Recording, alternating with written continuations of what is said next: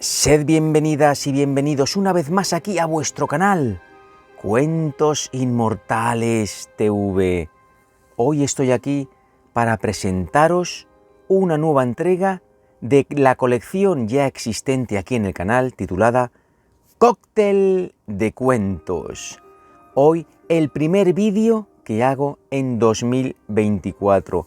Espero de verdad que lo disfrutéis, porque he removido esa coctelera, la he removido para arriba, para abajo, para un lado, para otro, y nos han salido para este primer, o mejor dicho, segundo día del año, pero primer vídeo del año, nos han salido hasta 4 cuentos que os voy a traer hoy. Todos cuentos del siglo XIX, escritos por escritoras y escritores españoles. En este caso, os he traído a 2 escritores.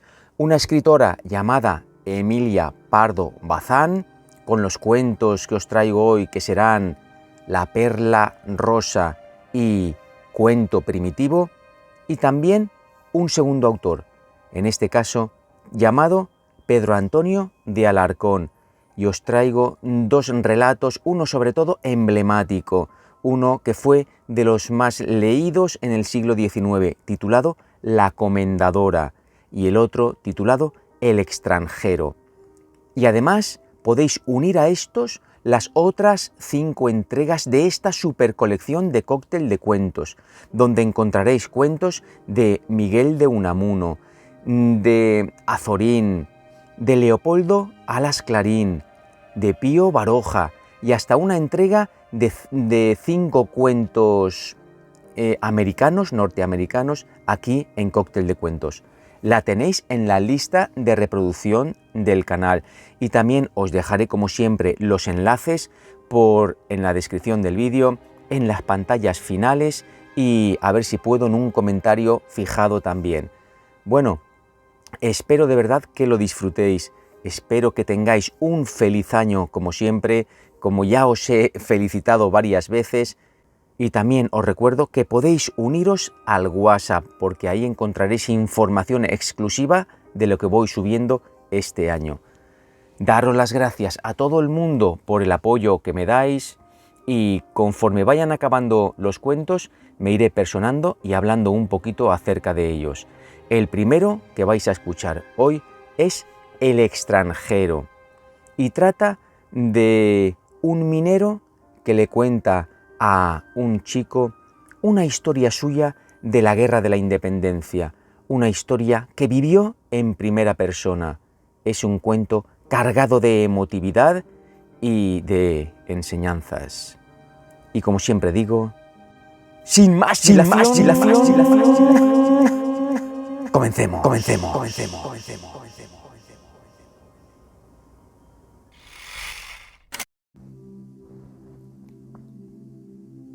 El extranjero.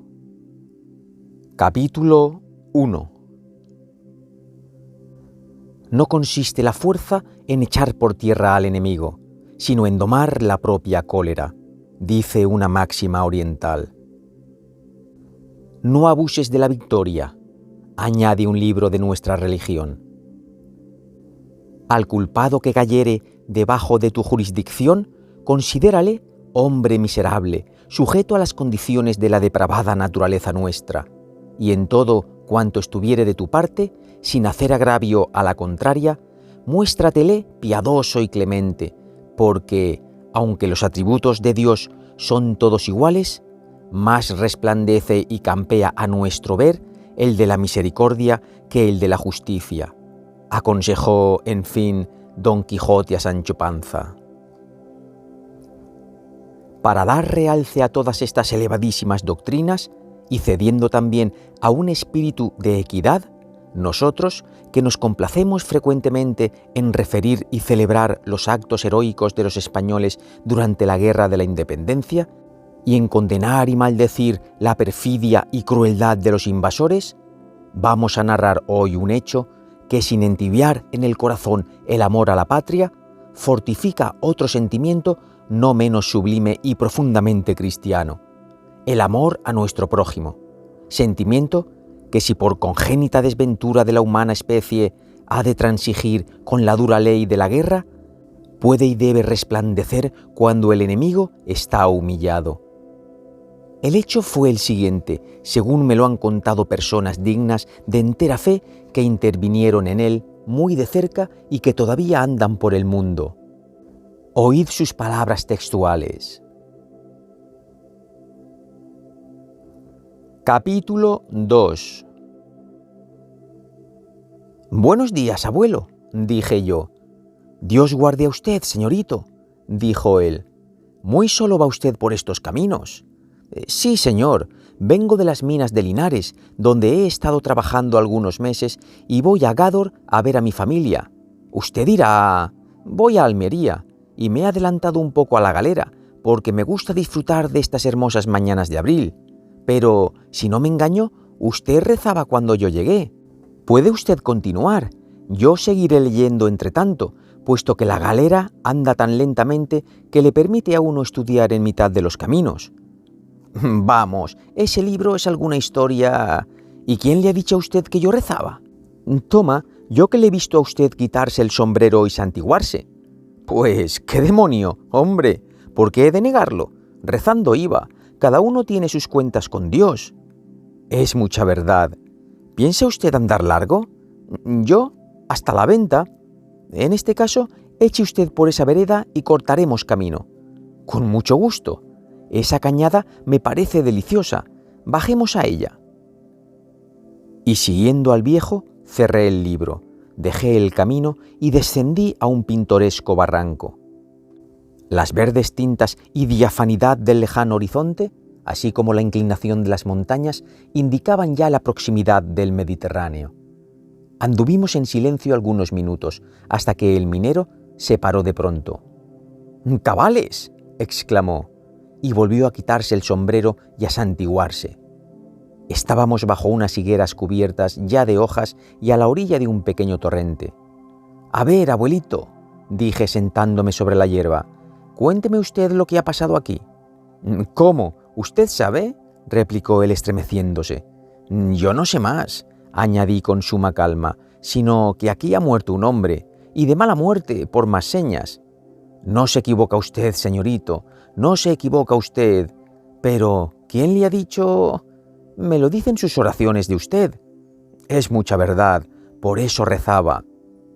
Yo miré tenazmente la fisonomía del minero y comprendí que había sido siempre hombre honrado. Casi lloraba y su rezo era tranquilo y dulce.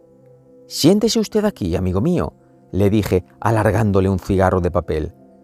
«Pues verá usted, señorito». «Vaya, muchas gracias. Delgadillo es...». «Reúna usted dos y resultará uno doble de grueso», añadí, dándole otro cigarro. «Dios se lo pague a usted». «Pues, señor», dijo el viejo, sentándose a mi lado, «hace 45 años que una mañana muy parecida a esta pasaba yo casi a esta hora por este mismo sitio». «¡45 años!», medité yo. Y la melancolía del tiempo cayó sobre mi alma. ¿Dónde estaban las flores de aquellas 45 primaveras? Sobre la frente del anciano blanqueaba la nieve de 70 inviernos. Viendo él que yo no decía nada, echó unas yescas, encendió el cigarro y continuó de este modo. «Flojillo es. Pues, señor, el día que le digo a usted, venía yo de Jergal, pueblo almeriense, con una carga de barrilla, y al llegar al punto en que hemos dejado el camino para tomar esta vereda, me encontré con 2 soldados españoles que llevaban prisionero a un polaco. En aquel entonces era cuando estaban aquí los primeros franceses, no los del año 23, sino los otros». «Ya comprendo, usted habla de la Guerra de la Independencia». «Hombre, pues entonces no había usted nacido». «Ya lo creo». «Ah, sí, estará apuntado en ese libro que venía usted leyendo. Pero, ¡ca!, lo mejor de estas guerras no lo rezan los libros. Ahí ponen lo que más acomoda, y la gente se lo cree a puño cerrado. Ya se ve. Es necesario tener 3 duros y medio de vida, como yo los tendré en el mes de San Juan, para saber más de 4 cosas. En fin, el polaco aquel servía a las órdenes de Napoleón, del bribonazo que murió ya. Porque ahora dice el señor cura que hay otro, pero yo creo que ese no vendrá por estas tierras. ¿Qué le parece a usted, señorito? ¿Qué quiere usted que yo le diga? Es verdad, su merced no habrá estudiado todavía de estas cosas. Oh, el señor cura, que es un sujeto muy instruido, sabe cuándo se acabarán los mamelucos de Oriente y vendrán a Gádor los rusos y moscovitas a quitar la Constitución. Pero entonces ya me habré yo muerto. Con que vuelvo a la historia de mi polaco. El pobre hombre se había quedado enfermo en Fiñana, mientras que sus compañeros fugitivos se replegaban hacia Almería. Tenía calenturas, según supe más tarde. Una vieja lo cuidaba por caridad, sin reparar que era un enemigo. Muchos años de gloria llevará ya la viejecita por aquella buena acción, y a pesar de que aquello le comprometía, guardábalo escondido en su cueva, cerca de la Alcazaba. Allí fue donde la noche antes 2 soldados españoles que iban a reunirse a su batallón y que por casualidad entraron a encender un cigarro en el candil de aquella solitaria vivienda, descubrieron al pobre polaco, el cual, echado en un rincón, profería palabras de su idioma en el delirio de la calentura. «Presentémoslo a nuestro jefe», se dijeron los españoles. «Este bribón será fusilado mañana y nosotros alcanzaremos un empleo». Igua, que así se llamaba el polaco, según me contó luego la viejecita, llevaba ya 6 meses de tercianas, calentura, fiebres, y estaba muy débil, muy delgado, casi ético.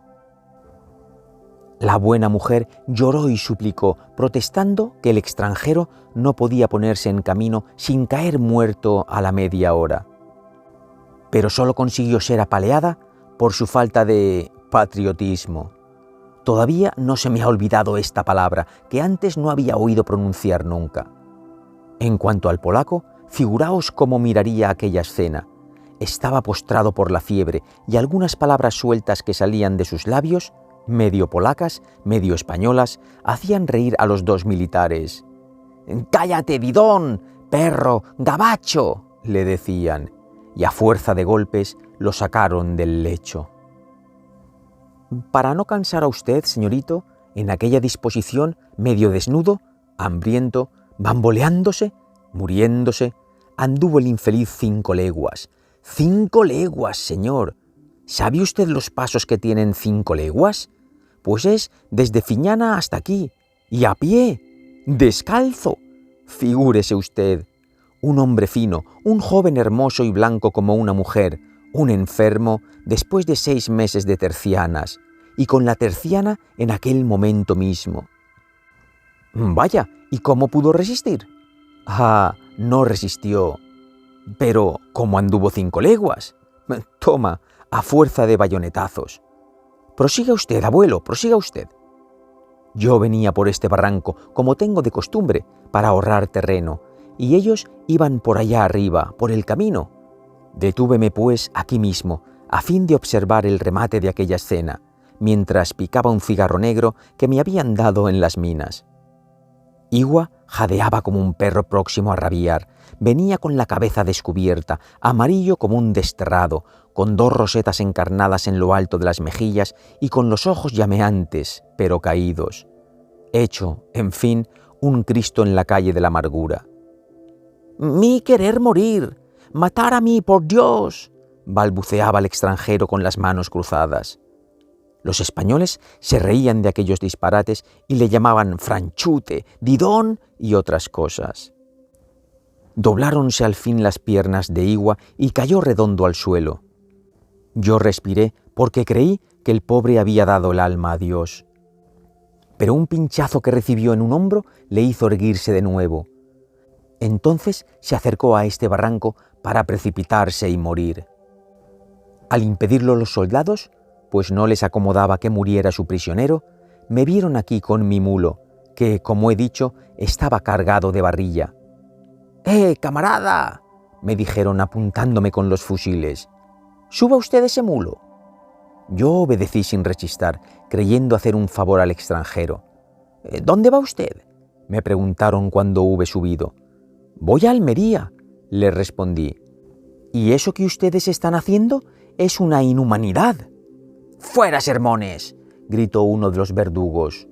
«Un arriero afrancesado», dijo el otro. Charla mucho y verás lo que te sucede. La culata de un fusil cayó sobre mi pecho. Era la primera vez que me pegaba un hombre además de mi padre. «No irritar, no incomodar», exclamó el polaco, asiéndose a mis pies, pues había caído de nuevo en tierra. «Descarga la barrilla», me dijeron los soldados. «¿Para qué?» «Para montar en el mulo a este judío». «Eso es otra cosa, lo haré con mucho gusto», dije, y me puse a descargar. «No, no, no», exclamó Iwa. «Tú dejar que me maten». «Yo no quiero que te maten, desgraciado», exclamé, estrechando las ardientes manos del joven. «Pero mí sí querer, matar tú a mí, por Dios». «¿Quieres que yo te mate?» «Sí, sí, hombre bueno, sufrir mucho». Mis ojos se llenaron de lágrimas. Volvíme a los soldados y les dije con tono de voz que hubiera conmovido a una piedra: «Españoles, compatriotas, hermanos, otro español que ama tanto como el que más a nuestra patria es quien os suplica: dejadme solo con este hombre». «¿No digo que es un afrancesado?», exclamó uno de ellos. «Arriero del diablo», dijo el otro, «cuidado con lo que dices, mira que te rompo la crisma».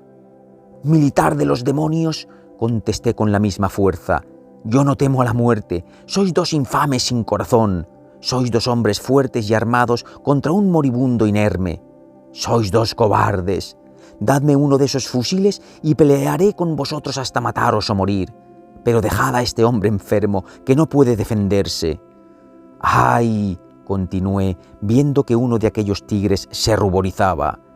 «Si como yo tuvieseis hijos, si pensarais que tal vez mañana se verán en la tierra de este infeliz en la misma situación que él, solos, moribundos, lejos de sus padres, si reflexionarais en que este polaco no sabe siquiera lo que hace en España, en que será un quinto robado a su familia para servir a la ambición de un rey, ¿qué diablo? Vosotros lo perdonaríais. Sí, porque vosotros sois hombres antes que españoles, y este polaco es un hombre, un hermano vuestro. ¿Qué ganará España con la muerte de un tercianario? Batíos hasta morir con todos los granaderos de Napoleón, pero que sea en el campo de batalla, y perdonad al débil.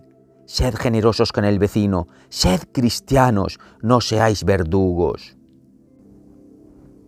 «Basta de letanías», dijo el que siempre había llevado la iniciativa de la crueldad, el que hacía andar a Iwa a fuerza de bayonetazos, el que quería comprar un empleo al precio de su cadáver. «Compañero, ¿qué hacemos?», preguntó el otro, medio conmovido con mis palabras. «Es muy sencillo», repuso el primero. «Mira». Y sin darme tiempo, no digo de evitar, sino de prever sus movimientos, descerrajó un tiro sobre el corazón del polaco. Iwa me miró con ternura, no sé si antes o después de morir. Aquella mirada me prometió el cielo, donde acaso estaba ya el mártir. Enseguida los soldados me dieron una paliza con las baquetas de los fusiles. El que había matado al extranjero le cortó una oreja que guardó en el bolsillo. Era la credencial del empleo que deseaba. Después desnudó a Iwa y le robó hasta cierto medallón con un retrato de mujer o de santa que llevaba al cuello. Entonces se alejaron hacia Almería. Yo enterré a Iwa en este barranco, ahí donde está usted sentado, y me volví a Gérgal porque conocí que estaba malo. Y con efecto, aquel lance me costó una terrible enfermedad que me puso a las puertas de la muerte. ¿Y no volvió usted a ver a aquellos soldados? ¿No sabe usted cómo se llamaban? No, señor, pero por las señas que me dio más tarde la viejecita que cuidó al polaco, supe que uno de los dos españoles tenía el apodo de Risas y que aquel era justamente el que había matado y robado al pobre extranjero. En esto nos alcanzó la galera. El viejo y yo subimos al camino, nos apretamos la mano y nos despedimos muy contentos el uno del otro. Habíamos llorado juntos. Capítulo 3. 3 noches después tomábamos café varios amigos en el precioso casino de Almería. Cerca de nosotros y alrededor de otra mesa se hallaban dos viejos militares retirados, comandante el uno y coronel el otro, según dijo alguno que los conocía. A pesar nuestro, oíamos su conversación, pues hablaban tan alto como suelen los que han mandado mucho. De pronto hirió mis oídos y llamó mi atención esta frase del coronel: «El pobre Risas». «¿Risas?», exclamé para mí, y me puse a escuchar de intento. «El pobre Risas», decía el coronel, «fue hecho prisionero por los franceses cuando tomaron a Málaga, y de depósito en depósito fue a parar nada menos que a Suecia, donde yo estaba también cautivo, como todos los que no pudimos escaparnos con el marqués de la Romana. Allí lo conocí, porque intimó con Juan, mi asistente de toda la vida, o de toda mi carrera, y cuando Napoleón tuvo la crueldad de llevar a Rusia, formando parte de su grande ejército, a todos los españoles que estábamos prisioneros en su poder, tomé de ordenanza a Risas. Entonces me enteré de que tenía un miedo cerval a los polacos o un terror supersticioso a Polonia, pues no hacía más que preguntarnos a Juan y a mí si tendríamos que pasar por aquella tierra para ir a Rusia, estremeciéndose a la idea de que tal llegase a acontecer. Indudablemente, a aquel hombre, cuya cabeza no estaba muy firme, por lo mucho que había abusado de las bebidas espirituosas, pero que en los demás era un buen soldado y un mediano cocinero, le había ocurrido algo grave con algún polaco, ora en la guerra de España, ora en su larga peregrinación por otras naciones. Llegados a Varsovia, donde nos detuvimos algunos días, Risas se puso gravemente enfermo, de fiebre cerebral, por resultas del terror pánico que le había acometido desde que entramos en tierra polonesa, y yo, que le tenía ya cierto cariño, no quise dejarlo allí solo cuando recibimos la orden de marcha, sino que conseguí de mis jefes que Juan se quedase en Varsovia cuidándolo, sin perjuicio de que, resuelta aquella crisis de un modo o de otro, saliese luego en mi busca con algún convoy de equipajes y víveres, de los muchos que seguirían a la nube de gente en que mi regimiento figuraba a vanguardia. ¿Cuál fue, pues, mi sorpresa cuando el mismo día que nos pusimos en camino y a las pocas horas de haber echado a andar, se me presentó mi antiguo asistente lleno de terror y me dijo lo que acababa de suceder con el pobre Risas? «Dígole a usted que el caso es de lo más singular y estupendo que haya ocurrido nunca. Óigame y verá si hay o no motivo para que yo haya olvidado esta historia en 42 años. Juan había buscado un buen alojamiento para cuidar a Risas en casa de cierta labradora viuda con 3 hijas casaderas que desde que llegamos a Varsovia los españoles no había dejado de preguntarnos a todos, por medio de intérpretes franceses, si sabíamos algo de un hijo suyo llamado Iwa, que vino a la guerra de España en 1808 y de quien hacía 3 años no tenía noticia alguna, cosa que no pasaba a las demás familias que se hallaban en idéntico caso. Como Juan era tan zalamero, halló modo de consolar y esperanzar a aquella triste madre, y de aquí el que, en recompensa, ella se brindara a cuidar a Risas al verlo caer en su presencia atacado de la fiebre cerebral. Llegados a casa de la buena mujer y estando ésta ayudando a desnudar al enfermo, Juan la vio palidecer de pronto y apoderarse convulsivamente de cierto medallón de plata con una efigie o retrato en miniatura que Risas llevaba siempre al pecho, bajo la ropa, a modo de talismán o conjuro contra los polacos, por creer que representaba a una virgen o santa de aquel país. «¡Iwa! ¡Iwa!», gritó después la viuda de un modo horrible, sacudiendo al enfermo, que nada entendía, aletargado como estaba por la fiebre. En esto acudieron las hijas, y enteradas del caso, cogieron el medallón, lo pusieron al lado del rostro de su madre, llamando por medio de señas la atención de Juan para que viese, como vio, que la tal efigie no era más que el retrato de aquella mujer, y encarándose entonces con él, visto que su compatriota no podía responderles, comenzaron a interrogarle 1000 cosas con palabras ininteligibles, bien que con gestos y ademanes que revelaban claramente la más siniestra furia.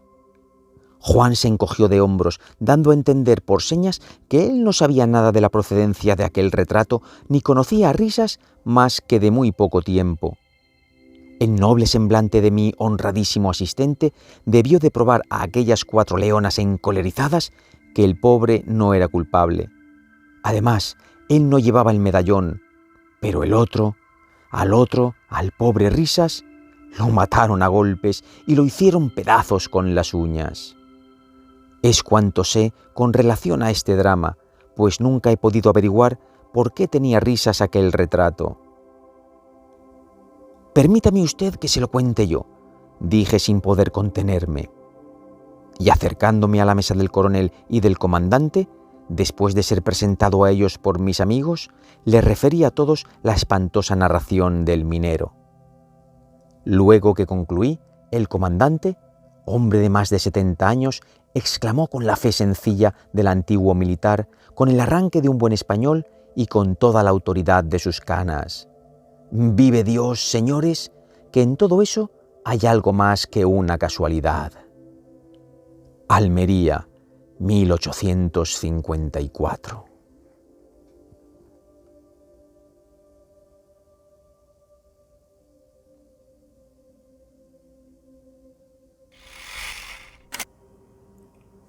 Queridos oyentes de Cuentos Inmortales TV, hasta aquí el primer relato de hoy.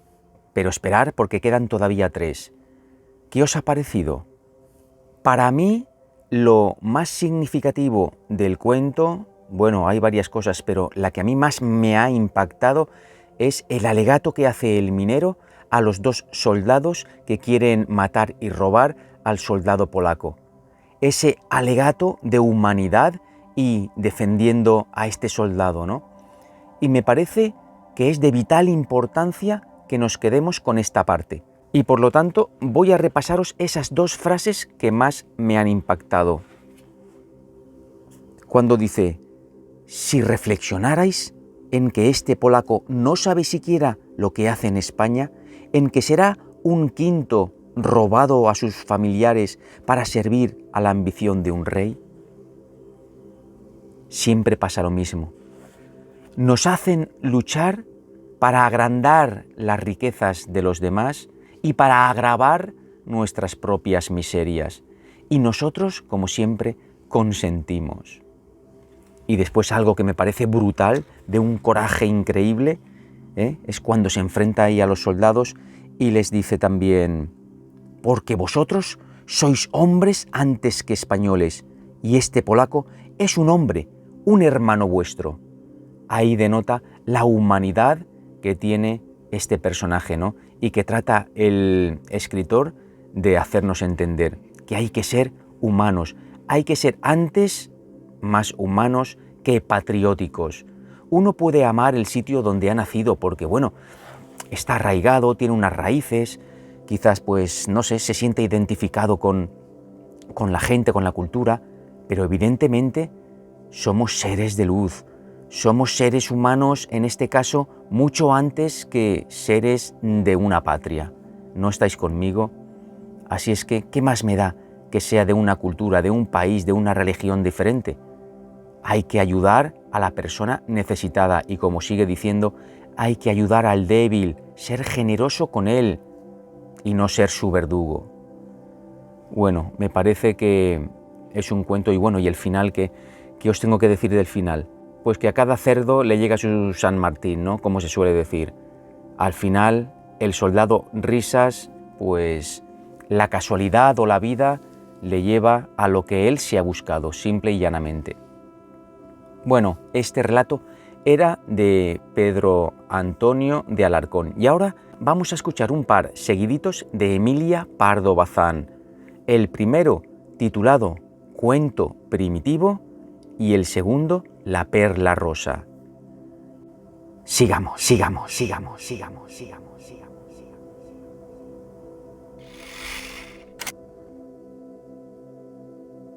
Cuento primitivo. Tuve yo un amigo viejo, hombre de humor y vena, o como diría un autor clásico, loco de buen capricho. Adolecía de cierta enfermedad ya anticuada, que fue reinante hace 50 años, y consiste en una especie de tirria sistemática contra todo lo que huele a religión, iglesia, culto y clero. tirria manifestada en chanzonetas de sabor más o menos volteriano, historietas picantes como guindillas, argumentos materialistas infantiles de puro inocentes y teorías burdamente carnales, opuestas de todo en todo a la manera de sentir y obrar del que siempre fue, después de tanto alarde de impiedad barata, persona honradísima, de limpias costumbres y benigno corazón.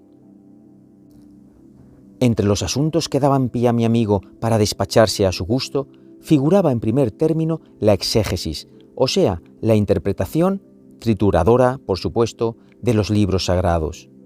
Siempre andaba con la Biblia a vueltas y liado a bofetadas con el padre Escío de San Miguel. Empeñábase en que no debió llamarse padre Escío, sino padre Nescío, porque había que ponerse anteojos para ver su ciencia, y las más veces discurría a trompicones por entre los laberintos y tinieblas de unos textos tan vetustos como difíciles de explicar.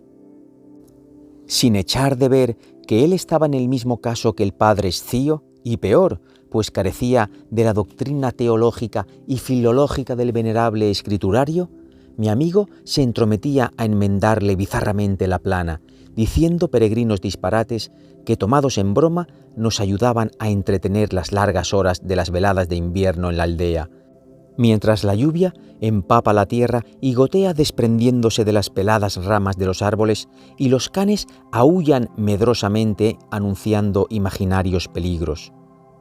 En una noche así, después de haber apurado el ligero ponche de leche con que espantábamos el frío, y cuando el tresillo estaba en su plenitud, mi amigo la tomó con el Génesis y rehizo a su manera la historia de la creación. No vaya a figurarse nadie que la rehizo en sentido darwinista. Eso sería casi atenerse a la serie mosaica de los 7 días, en que se asciende de lo inorgánico a lo orgánico y de los organismos inferiores a los superiores. No, la creación, según mi amigo, que sin duda, para estar tan en autos, había celebrado alguna conferencia con el Creador, fue de la guisa que van ustedes a ver si continúan escuchando. Yo no hago sino transcribir lo esencial de la relación, aunque no respondo de ligeras variantes en la forma. En el primer día crió Dios al hombre, sí, al hombre, a Adán, hecho del barro o limo del informe planeta. Pues, ¿qué? ¿Iba Dios a necesitar ensayos y pruebas y tanteos y una semana de prácticas para salir al fin y al cabo con una pata de gallo como el hombre? Ni por pienso. Lo único que explica y disculpa al hombre es que brotó al calor de la improvisación. Aún no bien hubo determinado el Señor condensar en forma de esfera la materia caótica. Y crió primero al hombre por una razón bien sencilla. Destinándole como le destinaba a rey y señor de lo creado, le pareció a Dios muy regular que el mismo Adán manifestase de qué hechura deseaba sus señoríos y reinos. En suma, Dios, a fuer de buen padre, quiso hacer feliz a su criatura y que pidiese por aquella bocaza. Apenas empezó Adán a rebullirse, dolorido aún de los pellizcos de los dedos divinos que modelaron sus formas, miró en derredor, y como las tinieblas cubrían aún la faz del abismo, Adán sintió miedo y tristeza, y quiso ver, disfrutar de la claridad esplendente. Dios pronunció el consabido fiat, y apareció el glorioso sol en el firmamento, y el hombre vio, y su alma se inundó de júbilo. Mas al poco rato notó que lo que veía no era ni muy variado ni muy recreativo. Inmensa extensión desnuda, calvos eriales en que reverberaba ardiente la luz solar y que la devolvían en abrasadoras flechas. Adán gimió sordamente, murmurando que se achicharraba y que la tierra le parecía un páramo. Y sin tardanza suscitó Dios los vegetales, la hierba avelludada y mullida que reviste el suelo, los arbustos en flor que lo adornan y engalanan, los majestuosos árboles que vierten sobre él deleitable sombra. Como Adán notase que esta vestidura encantadora de la superficie terrestre parecía languidecer, aparecieron los vastos mares, los caudalosos ríos, las reidoras fuentecillas, y el rocío cayó hecho menudo aljófar sobre los campos. Y quejándose Adán de que tanto sol ya le ofendía la vista, el infatigable Dios, en vez de regalar a su hechura unas antiparras ahumadas, crió nada menos que la luna y las estrellas y estableció el turno pacífico de los días y las noches. A todas estas, el primer hombre ya iba encontrando habitable el Edén. Sabía cómo defenderse del calor y resguardarse del frío. El hambre y la sed se las había calmado al punto Dios, ofreciéndole puros manantiales y sazonados frutos. Podía recorrer libremente las espesuras, las selvas, los valles, los pensiles y las grutas de su mansión privilegiada. Podía coger todas las flores, gustar las variadísimas y golosas especies de fruta, saborear todas las aguas, recostarse en todos los lechos de césped y vivir sin cuitas ni afanes, dejando correr los días de su eterna mocedad en un mundo siempre joven. Sin embargo, no le bastaba a Adán esta idílica bienandanza. Echaba de menos alguna compañía, otros seres vivientes que animasen la extensión del paraíso. Y Dios, siempre complaciente, se dio prisa a rodear a Adán de animales diversos, unos graciosos, tiernos, halagüeños y domésticos, como la paloma y la tórtola, otros familiares, juguetones y traviesos, como el mono y el gato, otros leales y fieles, como el perro, y otros, como el león, bellos y terribles en su aspecto, aunque para Adán todos eran mansos y humildes, y los mismos tigres le lamían la mano. No queriendo Dios que Adán pudiese volver a lamentarse de que le faltaba acompañamiento de seres vivos, los crió a millones, multiplicando organismos, desde los menudísimos infusorios suspensos en el aire y en el agua, hasta el monstruoso megaterio emboscado en las selvas profundas. Quiso que Adán encontrase la vida por doquier, la vida enérgica y ardorosa, que sin cesar se renueva y se comunica, y que no se agota nunca, adaptándose a las condiciones del medio ambiente y aprovechando la menor chispa de fuego para reanimar su encendido foco. Al principio le divirtieron a Adán los avechuchos y jugueteó con ellos como un niño. No obstante, pasado algún tiempo, notó que iba cansándose de los seres inferiores, como se había cansado del sol, de la luna, de los mares y de las plantas. Si el sol todos los días aparece y se oculta de idéntico modo, los bichos repiten constantemente iguales gracias, iguales acciones y movimientos, previstos de antemano según su especie. El mono es siempre imitador y muequero, el potro brincador y gallardo, el perro vigilante y adicto, el ruiseñor ni por casualidad varía sus sonatas. El gato ya es sabido que se pasa el muy posma las horas muertas haciendo ronrón. Y Adán se despertó cierta mañana pensando que la vida era bien estúpida y el paraíso una secatura.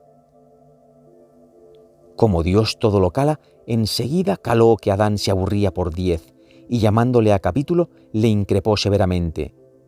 ¿Qué le faltaba al señorito? ¿No tenía todo cuanto podía apetecer? ¿No disfrutaba en el Edén de una paz soberana y una aventura envidiable? ¿No le obedecía la creación entera? ¿No estaba hecho un archipámpano? Adán confesó con noble franqueza que precisamente aquella calma, aquella seguridad, eran las que le tenían ahito, y que anhelaba un poco de imprevisto, alguna emoción, aunque le pagase al precio de un soñoliento reposo y amodarrada placidez. Entonces Dios, mirándole con cierta lástima, se le acercó y sutilmente le fue sacando no una costilla como dice el vulgo, sino unas miajitas del cerebro, unos pedacillos del corazón, unos haces de nervios, unos fragmentos de hueso, unas onzas de sangre, en fin, algo de toda su substancia. Y como Dios, puesto a escoger, no iba a optar por lo más ruin, claro que tomó lo mejorcito, lo delicado y selecto, como si dijéramos la flor del varón, para constituir y amasar a la hembra. De suerte que al ser Eva criada, Adán quedó inferior a lo que era antes y perjudicado, digámoslo así, en tercio y quinto. Por su parte, Dios, sabiendo que tenía entre manos lo más exquisito de la organización del hombre, se esmeró en darle figura y en modelarlo primorosamente. No se atrevió a apretar tanto los dedos como cuando plasmaba al varón, y de la caricia suave y halagadora de sus palmas proceden esas curvas muelles y esos contornos ondulosos y elegantes que tanto contrastan con la rigidez y aspereza de las líneas masculinas. Acabadita Eva, Dios la tomó de la mano y se la presentó a Adán, que se quedó embobado, atónito, creyendo hallarse en presencia de un ser celestial, de un luminoso querubín. Y en esta creencia siguió por algunos días, sin cansarse de mirar, remirar, admirar, ensalzar e incesar a la preciosa criatura. Por más que Eva juraba y perjuraba que era hecha del mismo barro que él, Adán no lo creía.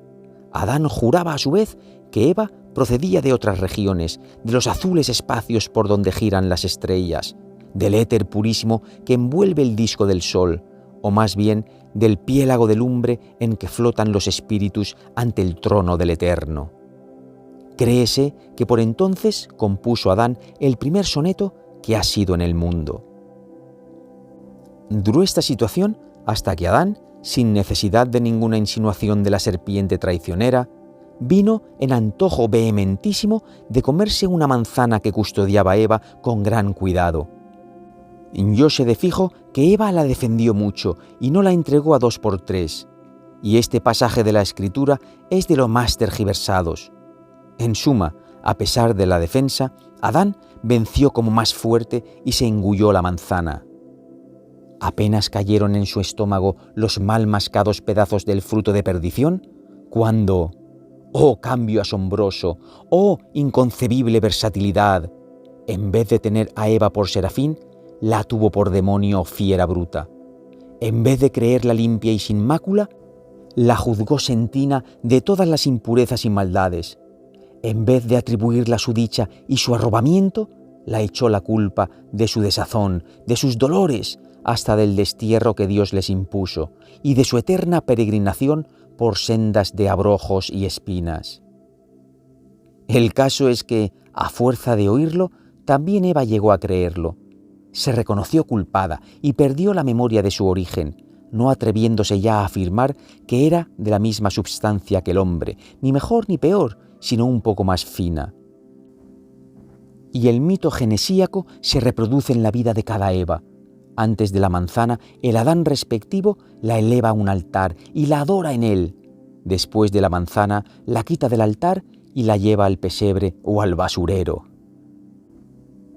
Y sin embargo, añadió mi amigo por vía de moraleja, tras de apurar otro vaso del inofensivo ponche, como Eva está formada de la más íntima substancia de Adán, Adán, hablando pestes de Eva, va tras Eva como la soga tras el caldero, y solo deja de ir cuando se le acaba la respiración y se le enfría el cielo de la boca.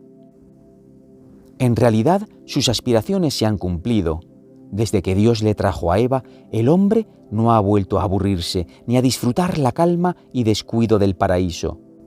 Y desterrado de tan apetecible mansión, solo logra entreverla un instante en el fondo de las pupilas de Eva, donde se conserva un reflejo de su imagen.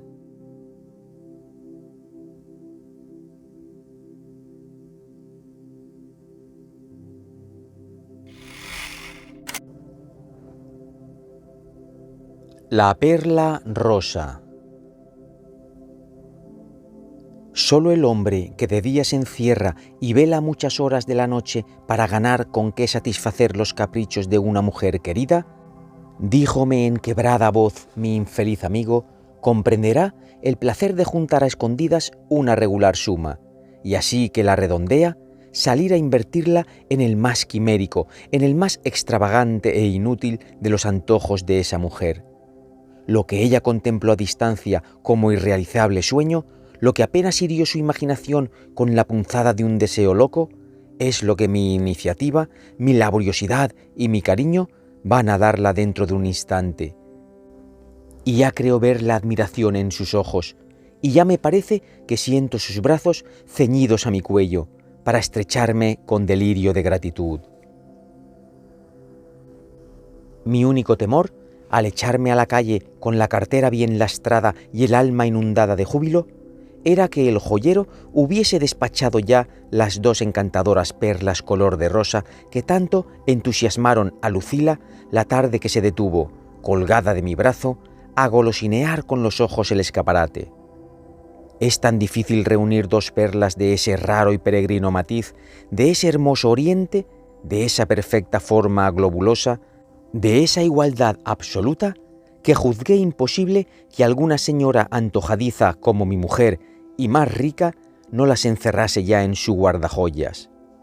Y me dolería tanto que así hubiese sucedido que hasta me latió el corazón cuando vi sobre el limpio cristal, entre un collar magnífico y una cascada de brazaletes de oro, el fino estuche de terciopelo blanco donde lucían misteriosamente las 2 perlas rosa orladas de brillantes. Aunque iba preparado a que me hiciesen pagar el capricho, me desconcertó el alto precio en que el joyero tasaba las perlas. Todas mis economías y un pico iban a invertirse en aquel par de botoncitos no más gruesos que un garbanzo chiquitín. Me asaltó la duda, soy tan poco experto en compras de lujo, de si el joyero pretendería explotar mi ignorancia pidiéndome, solo por pedir, un disparate, creyendo tal vez que mi pelaje no era el de un hombre capaz de adquirir 2 perlas rosa.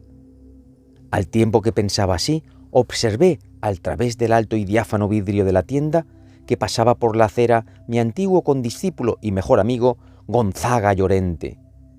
Ver su apuesta figura y salir a llamarle fue todo uno. ¿Quién mejor para ilustrarme y aconsejarme que el elegante Gonzaga, tan al corriente de la moda, tan lanzado al mundo, tan bien relacionado, que cada visita que hacía nuestra modesta y burguesa casa, y hacía bastantes desde algún tiempo acá, yo la estimaba como especialísima prueba de afecto? Manifestando cordial sorpresa, Gonzaga se volvió y entró conmigo en la joyería, enterándose del asunto. Inmediatamente se declaró admirador de las perlas rosa y añadió que sabía que andaban bebiendo los vientos por adquirirlas ciertas empingorotadas señoras, entre las cuales citó a 2 o 3 de altisonantes títulos.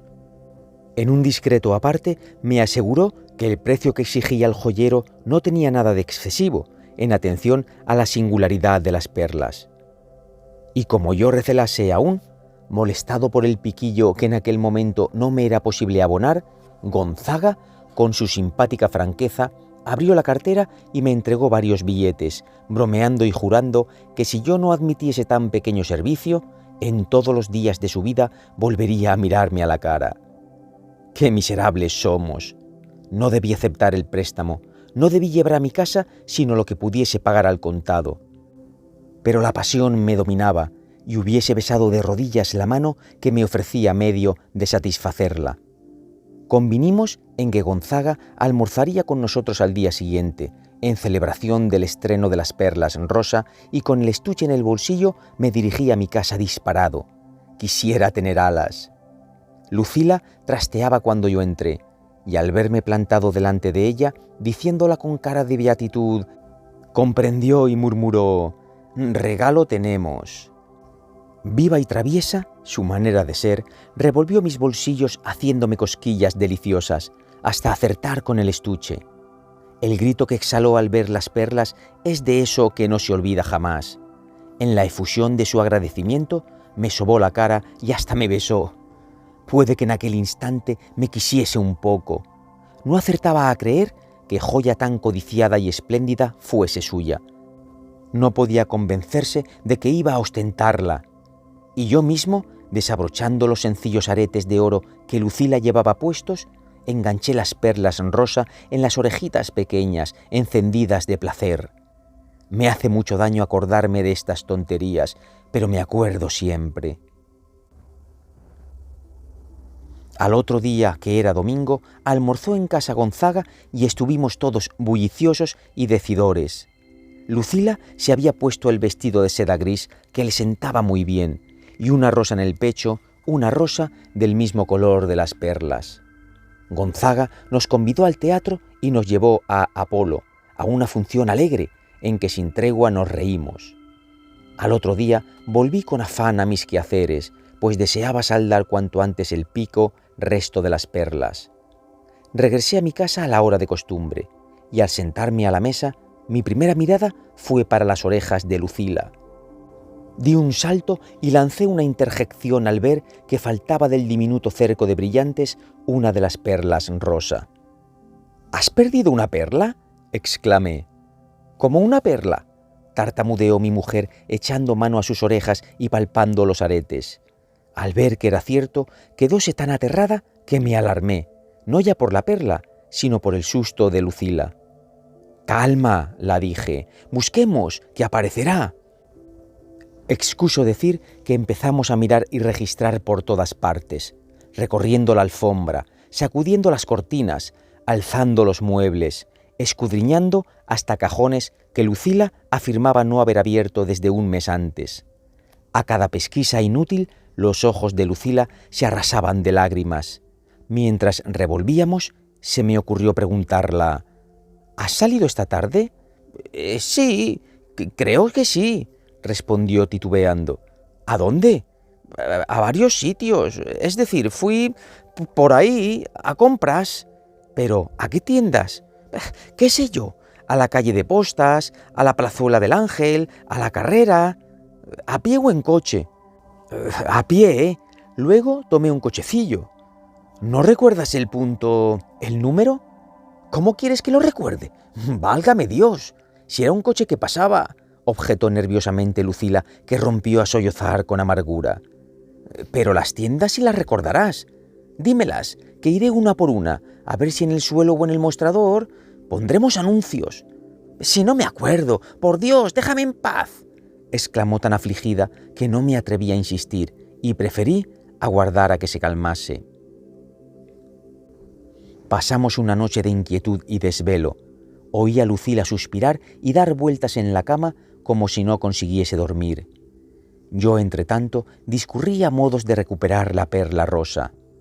Levantéme temprano, me vestí y a las 8 llamaba a la puerta de Gonzaga Llorente. Había oído decir que la policía, en casos especiales, averigua fácilmente el paradero de los objetos perdidos o robados, y esperaba que Gonzaga, con su influencia y sus altas relaciones, me ayudaría a emplear este supremo recurso. «El señorito está durmiendo, pero pase usted al gabinete, que dentro de 10 minutos le entraré el chocolate y preguntaré si puede usted verle», dijo el criado al notar mi insistencia y mi premura. Me avine a esperar. El criado abrió las maderas del gabinete, en cuyo ambiente flotaban esencias y olor de cigarro. Cuando pienso en lo distinta que sería mi suerte si aquel criado me hace pasar inmediatamente a la alcoba.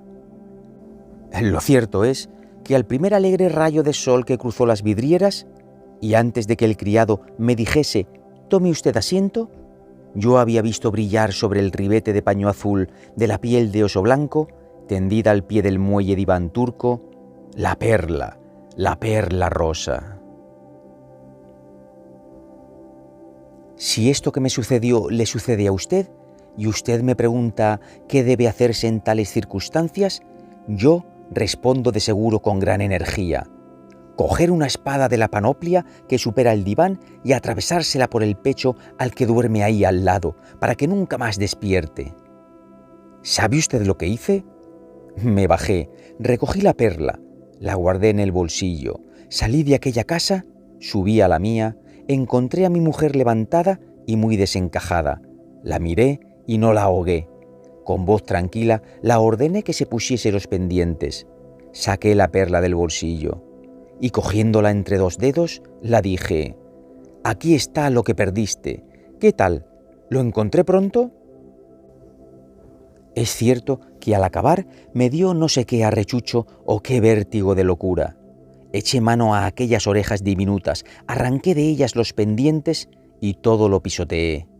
Por fortuna pude dominarme en el acto y bajar la escalera y refugiarme en el café más próximo, donde pedí coñac. ¿Que sí he vuelto a ver a Lucila? Una vez. Iba del brazo de otro, que ya no era Gonzaga. Por cierto, que me fijé en que el lóbulo de la oreja izquierda lo tiene partido. Sin duda se lo rasgué yo, involuntariamente.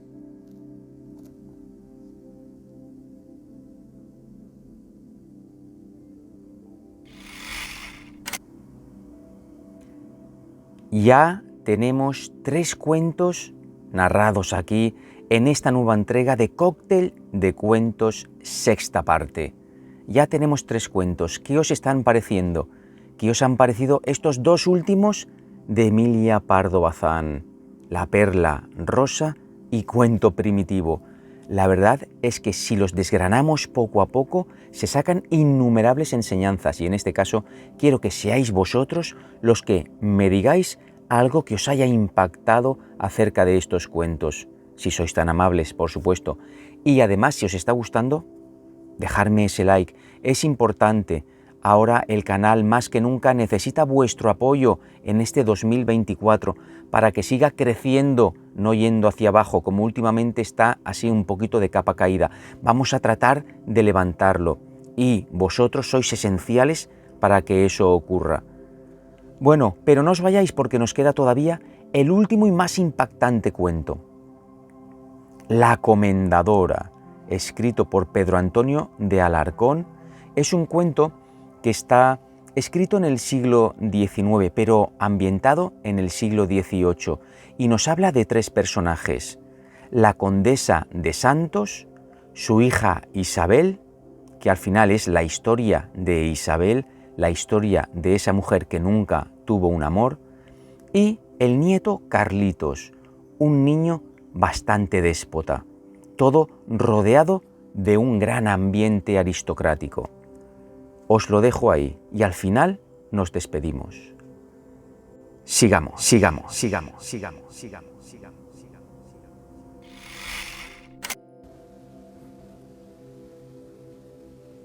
La Comendadora. Capítulo 1. Hará cosa de un siglo que cierta mañana de marzo, a eso de las 11, el sol, tan alegre y amoroso en aquel tiempo como hoy que principia la primavera de 1868, y como lo verán nuestros bisnietos dentro de otro siglo, si para entonces no se ha acabado el mundo, entraba por los balcones de la sala principal de una gran casa solariega, sita en la carrera de Darro, de Granada, bañando de esplendorosa luz y grato calor aquel vasto y señoral aposento, animando las ascéticas pinturas que cubrían sus paredes, rejuveneciendo antiguos muebles y descoloridos tapices, y haciendo las veces del ya suprimido brasero para 3 personas, a la sazón vivas e importantes, de quienes apenas queda hoy rastro ni memoria. Sentada cerca de un balcón estaba una venerable anciana, cuyo noble y enérgico rostro, que habría sido muy bello, reflejaba la más austera virtud y un orgullo desmesurado. Seguramente aquella boca no había sonreído nunca, y los duros pliegues de sus labios provenían del hábito de mandar. Su ya trémula cabeza sólo podía haberse inclinado ante los altares. Sus ojos parecían armados del rayo de la excomunión. A poco que se contemplara a aquella mujer, conocíase que dondequiera que ella imperase no habría más arbitrio que matarla u obedecerla. Y sin embargo, su gesto no expresaba crueldad ni mala intención, sino estrechez de principios y una intolerancia de conducta incapaz de transigir en nada ni por nadie. Esta señora vestía saya y jubón de alepín negro de la reina y cubría la escasez de sus canas con una toquilla de amarillentos encajes flamencos. Sobre la falda tenía abierto un libro de oraciones, pero sus ojos habían dejado de leer para fijarse en un niño de 6 a 7 años que jugaba y hablaba solo, revolcándose sobre la alfombra en uno de los cuadrilongos de luz de sol que proyectaban los balcones en el suelo de la anchurosa estancia. Este niño era endeble, pálido, rubio y enfermizo, como los hijos de Felipe IV pintados por Velázquez.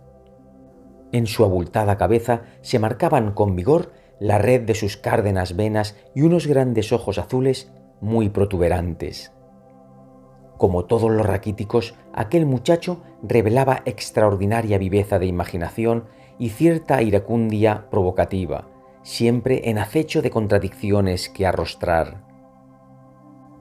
Vestía como un hombrecito, medias de seda negra, zapato con hebilla, calzón de raso azul, chupa de lo mismo, muy bordada de otros colores, y luenga casaca de terciopelo negro. A la sazón se divertía en arrancar las hojas a un hermoso libro de heráldica y en hacerlas menudos pedazos con sus descarnados dedos, acompañando la operación de una charla incoherente, agria, insoportable, cuyo espíritu dominante era decir: mañana voy a hacer esto, hoy no voy a hacer lo otro, yo quiero tal cosa, yo no quiero tal cosa, como si su objeto fuese desafiar la intolerancia y las censuras de la terrible anciana. También infundía terror el pobre niño. Finalmente, en un ángulo del salón, desde donde podía ver el cielo, las copas de algunos árboles y los rojizos torreones de la Alhambra, pero donde no podía ser vista sino por las aves que revoloteaban sobre el cauce del río Darro, estaba sentada en un sitial, inmóvil, con la mirada perdida en el infinito azul de la atmósfera y pasando lentamente con los dedos las cuentas de ámbar del larguísimo rosario, una monja, o por mejor decir, una comendadora de Santiago, como de 30 años de edad, vestida con las ropas un poco seglares que estas señoras suelen usar en sus celdas. Consiste entonces su traje en zapatos abotinados de cordobán negro, basquiña y jubón de anascote, negros también, y un gran pañuelo blanco, de hilo, sujeto con alfileres sobre los hombros, no en forma triangular, como en el siglo, sino reuniendo por delante los dos picos de un mismo lado y dejando colgar los otros dos por la espalda. Quedaba, pues, descubierta la parte anterior del jubón de la religiosa, sobre cuyo lado izquierdo campeaba la cruz roja del santo apóstol. No llevaba el manto blanco ni la toca, y gracias a esto último, lucía su negro y abundadísimo pelo, peinado todo hacia arriba y reunido atrás en aquella especie de lazo que las campesinas andaluzas llaman castaña. No obstante las desventajas de tal vestimenta, aquella mujer resultaba todavía hermosísima, o, por mejor decir, su propia belleza tenía mucho que agradecer a semejante desaliño, que dejaba campear más libremente sus naturales gracias. La comendadora era alta, recia, esbelta y armónica, como aquella nobilísima cariátide que se admira a la entrada de las galerías de escultura del Vaticano. El ropaje de lana, pegado a su cuerpo, revelaba, más que cubría, la traza clásica y el correcto primor de sus espléndidas proporciones. Sus manos, de blancura mate, afiladas, hoyosas, transparentes, se destacaban de un modo hechicero sobre la basquiña negra, recordando aquellas manos de mármol antiguo labradas por el cincel griego que se han encontrado en Pompeya antes o después que las estatuas a que pertenecían.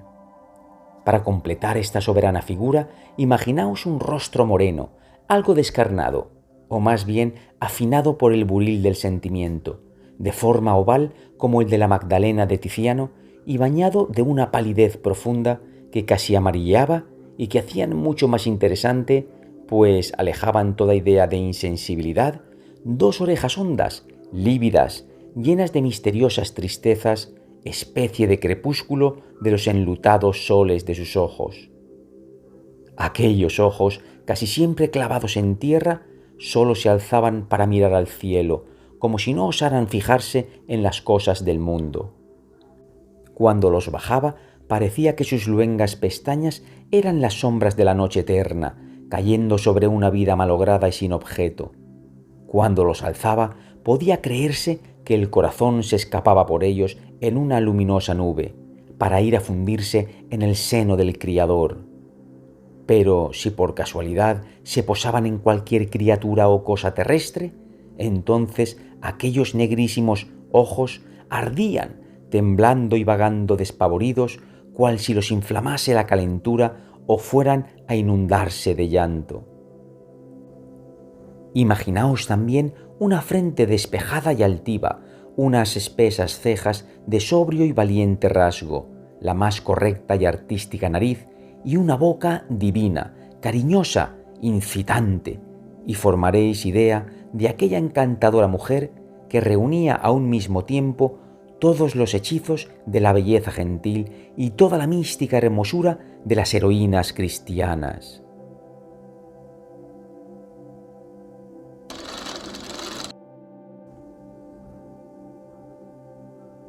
Capítulo 2. ¿Qué familia era esta que acabamos de resucitar a la luz de aquel sol que se puso hace 100 años? Digámoslo rápidamente. La señora mayor era la condesa viuda de Santos, la cual, en su matrimonio con el 7º conde de este título, tuvo 2 hijos, un varón y una hembra, que se quedaron huérfanos de padre en muy temprana edad. Pero tomemos las cosas de más lejos. La casa de Santos había alcanzado gran riqueza y poderío en vida del suegro de la condesa, mas como aquel señor solo tuvo un hijo y no existían ramas colaterales, comenzó a temer que pudiera extinguirse su raza y dispuso en su testamento, al fundar nuevos vínculos con las mercedes que obtuvo de Felipe V durante la Guerra de Sucesión: si mi heredero llegare a tener más de un hijo, dividirá el caudal entre los 2 mayores, a fin de que mi nombre se propague dignamente en 2 ramas con la sangre de mis venas. Ahora bien, aquella cláusula hubiera tenido que cumplirse en sus nietos, o sea, en los 2 hijos de la severa anciana que acabamos de conocer. Pero fue el caso que ésta, creyendo que el lustre de un apellido se conservaba mucho mejor en una sola y potente rama que en 2 vástagos desmedrados, dispuso por sí y ante sí, a fin de conciliar sus ideas con la voluntad del fundador, que su hija renunciase, ya que no a la vida, a todos los bienes de la tierra, tomando el hábito de religiosa, por cuyo medio la casa entera de Santos quedaría siendo exclusivo patrimonio de su otro hijo, quien, por haber nacido primero y ser varón, constituía el orgullo y la delicia de su aristocrática madre. Fue, pues, encerrada en el convento de Comendadoras de Santiago, cuando apenas tenía 8 años de edad. Su infortunada hija, la segundona del conde de Santos, llamada entonces doña Isabel, para que se aclimatase desde luego en la vida monacal, que era su infalible destino. Allí creció aquella niña, sin respirar más aire que el del claustro, ni ser consultada jamás acerca de sus ideas, hasta que, llegada la estación de la vida en que todos los seres racionales trazan sobre el campo de la fantasía la senda de su porvenir, tomó el velo de esposa de Jesucristo con la fría mansedumbre de quien no imagina siquiera el derecho ni la posibilidad de intervenir en sus propias acciones.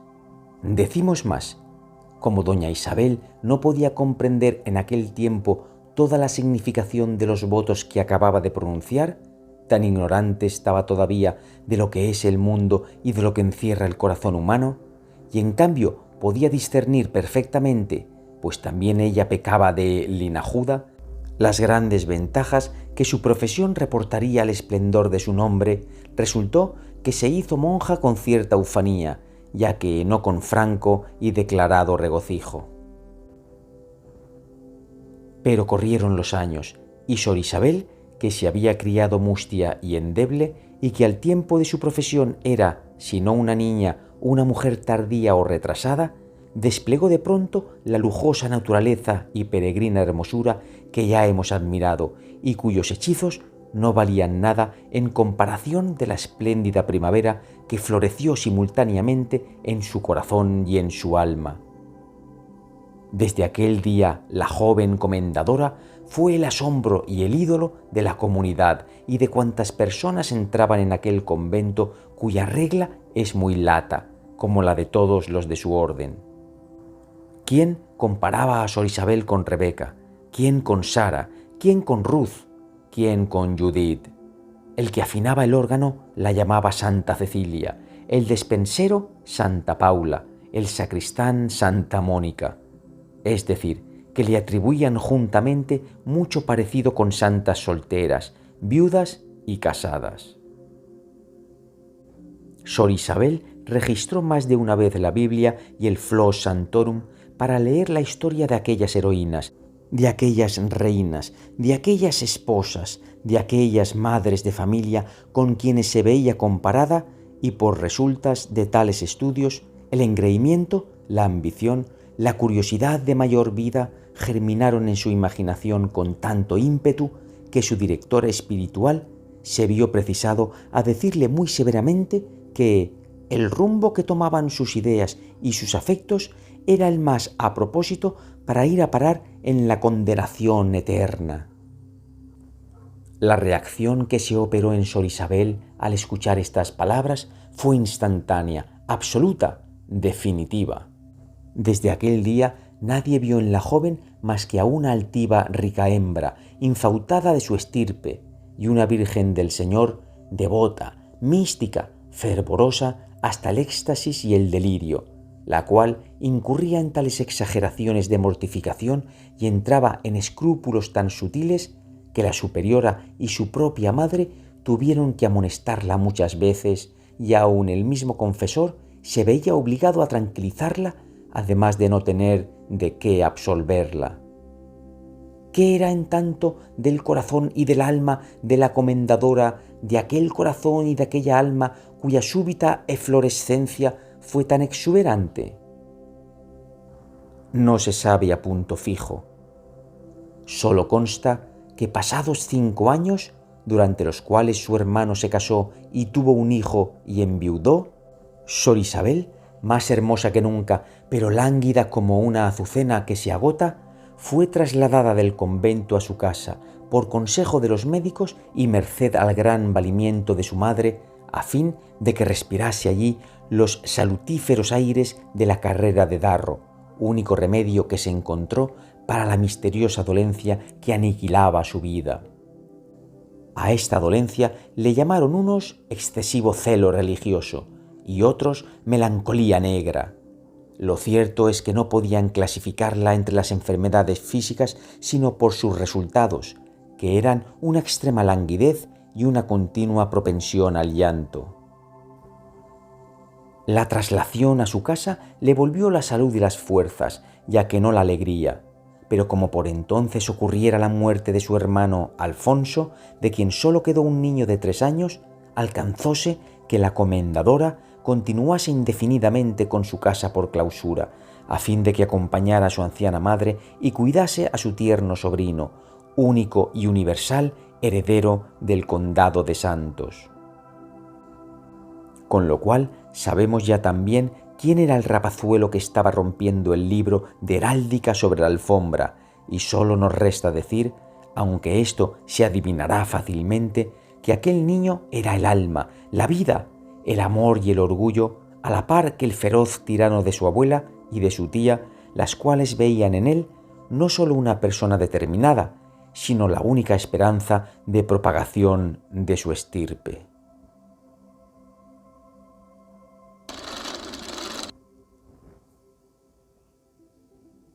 Capítulo 3. Volvamos ahora a contemplar a nuestros 3 personajes, ya que los conocemos interior y exteriormente.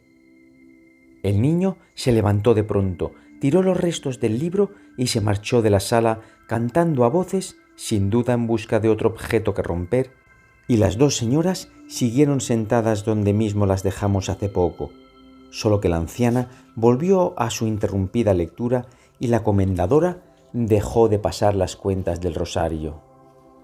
¿En qué pensaba la comendadora? ¿Quién sabe? La primavera había principado.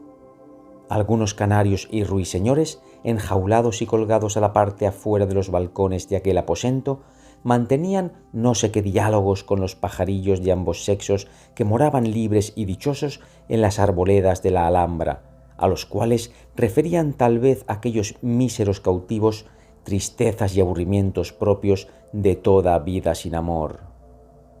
Las macetas de alelíes, mahonesas y racintos que adornaban los balcones empezaban a florecer en señal de que la naturaleza volvía a sentirse madre. El aire, embalsamado y tibio, parecía convidar a los enamorados de las ciudades con la afable soledad de las campiñas o con el dulce misterio de los bosques, donde podrían mirarse libremente y referirse sus más ocultos pensamientos. Sonaban, por lo demás, en la calle los pasos de gentes que iban y venían a merced de los varios afanes de la existencia. Gentes que siempre son consideradas venturosas y muy dignas de envidia por aquellos que las vislumbran desde la picota de sus propios dolores. A veces se oía alguna copla de fandango con que aludía a sus domingueras aventuras tal o cual fámula de la vecindad, o con que el aprendiz del próximo taller mataba el tiempo, mientras llegaba la infalible noche y con ella la concertada cita. Percibíanse, además, en filosófico concierto, los perpetuos arrullos del agua del río, el confuso rumor de la capital, el compasado golpe de una péndola que en el salón había y el remoto clamor de unas campanas que lo mismo podían estar tocando a fiesta que a entierro, a bautizo de recién nacido que a profesión de otra comendadora de Santiago. Todo esto y aquel sol que volvía en busca de nuestra ateriza zona y aquel pedazo de firmamento azul en que se perdían la vista y el espíritu, y aquellas torres de la Alhambra llenas de románticos y voluptuosos recuerdos, y los árboles que florecían a su pie como cuando Granada era sarracena, todo debía de pesar de un modo horrible sobre el alma de aquella mujer de 30 años cuya vida anterior había sido igual a su vida presente y cuya existencia futura no podía ser ya más de una lenta y continua repetición de tan melancólicos instantes. La vuelta del niño a la sala sacó a la comendadora de su abstracción e hizo interrumpir otra vez a la condesa su lectura. «¡Abuela!», gritó el rapaz con destemplado acento. «El italiano que está componiendo el escudo de piedra de la escalera acaba de decirle una cosa muy graciosa al viejo de Madrid que pinta los techos. Yo la he oído sin que ellos me vieran a mí, y como yo entiendo ya el español chapurrado que habla el escultor con el pintor, me he enterado perfectamente. Si supieras lo que ha dicho...» «Carlos», respondió la anciana con la blandura equívoca de la cobardía, «os tengo recomendado que no os acerquéis nunca a esa clase de gentes. Acordaos de que sois el conde de Santos». «Pues quiero acercarme», replicó el niño. «A mí me gustan mucho los pintores y los escultores, y ahora mismo me voy otra vez con ellos». «Carlos», murmuró dulcemente la comendadora, «estáis hablando con la madre de vuestro padre. Respetadla como él la respetaba y yo la respeto». El niño se echó a reír y prosiguió. «Pues verás, tía, lo que decía el escultor, porque era de ti de quien hablaba». «¿De mí?».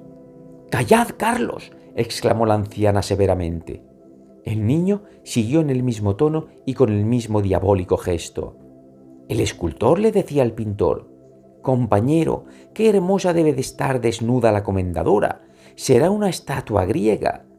«¿Qué es una estatua griega, tía Isabel?». Sor Isabel se puso lívida, clavó los ojos en el suelo y empezó a rezar. La condesa se levantó, cogió al conde por un brazo y le dijo con reprimida cólera: «Los niños no oyen esas cosas ni las dicen. Ahora mismo se irá el escultor a la calle. En cuanto a vos, ya os dirá el padre capellán el pecado que habéis cometido y os impondrá la debida penitencia». «¿A mí?», dijo Carlos. «¿El señor cura? Soy yo más valiente que él y lo echaré a la calle, mientras que el escultor se quedará en casa. Tía», continuó el niño dirigiéndose a la comendadora, «yo quiero verte desnuda». «¡Jesús!», gritó la abuela tapándose el rostro con las manos. Sor Isabel no pestañeó siquiera.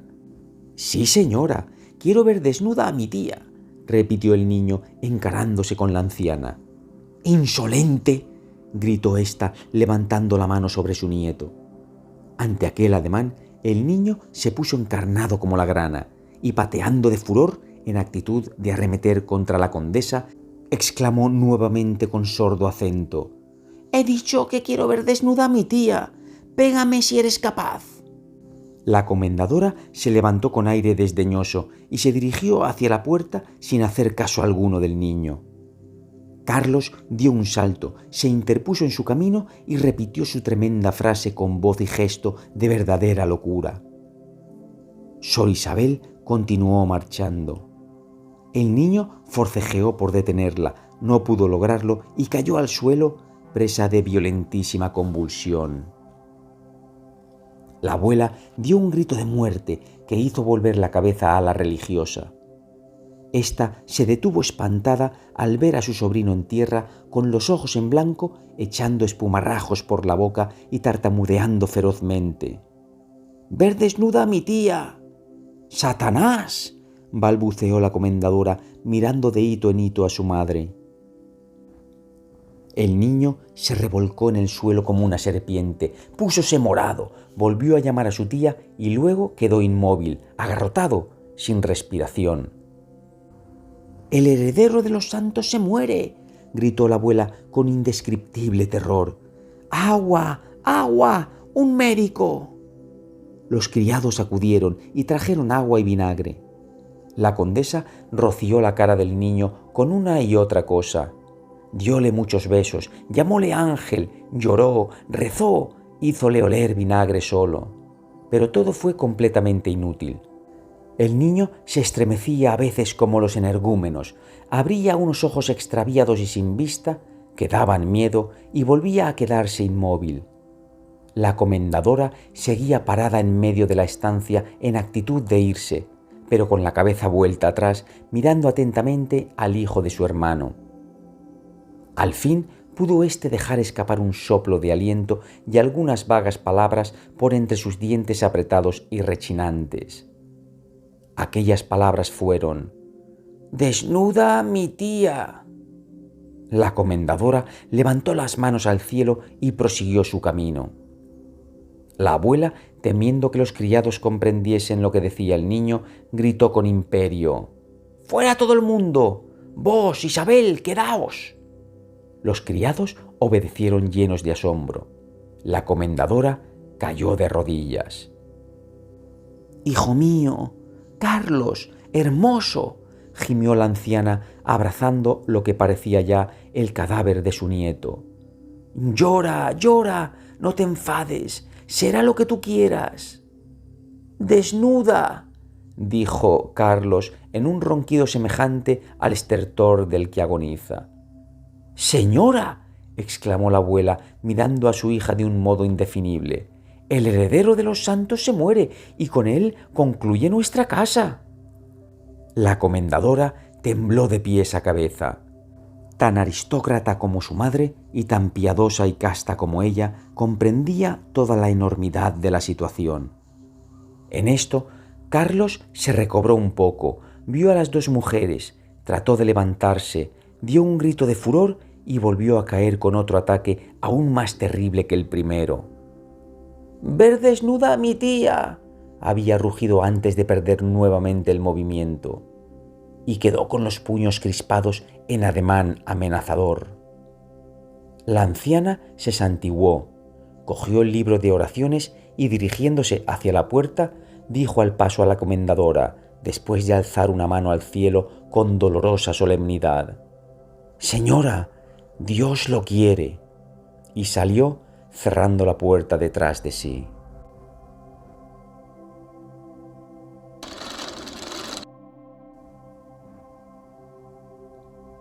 Capítulo 4. Media hora después, el conde de Santos entró en el cuarto de su abuela, hipando, riendo y comiéndose un dulce, que todavía mojaba algunas gotas del pasado llanto, y sin mirar a la anciana, pero dándole con el codo, díjole en son ronco y salvaje: «¡Vaya si está gorda mi tía!». La condesa, que rezaba arrodillada en un antiguo reclinatorio, dejó caer la frente sobre el libro de oraciones y no contestó ni una palabra. El niño se marchó en busca del escultor y lo encontró rodeado de algunos familiares del Santo Oficio que le mostraban una orden para que lo siguiese a las cárceles de la Inquisición, como pagano y blasfemo, según denuncia hecha por la señora condesa de Santos. Carlos, a pesar de toda su audacia, se sobrecogió a la vista de los esbirros del formidable tribunal y no dijo ni intentó cosa alguna.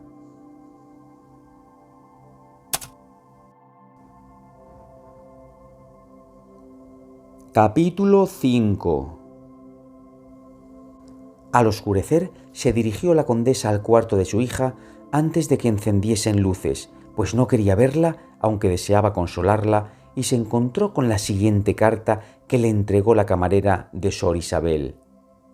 Mi muy amada madre y señora, perdonadme el primer paso que doy en mi vida sin tomar antes vuestra venia, pero el corazón me dice que no lo desaprobaréis. Regreso al convento de donde nunca debí salir y de donde no volveré a salir jamás. Me voy sin despedirme de vos, por ahorraros nuevos sufrimientos. Dios os tenga en su santa guarda y sea misericordioso con vuestra amantísima hija, Sor Isabel de los Ángeles. No había acabado la anciana de leer aquellos tristísimos renglones cuando oyó rodar un carruaje en el patio de la casa y alejarse luego hacia la plaza nueva. Era la carroza en que se marchaba la comendadora.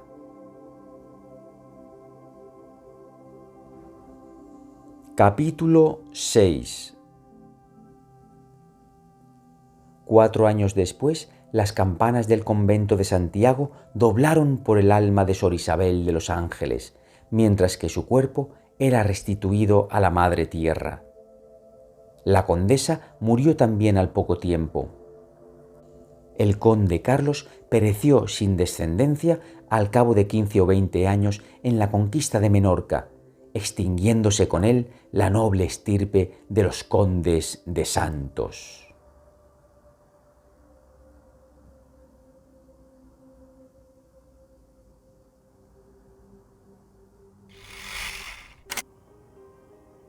Amigas y amigos de Cuentos Inmortales TV, aquí acaba este último relato de hoy, La Comendadora. ¿Qué os ha parecido?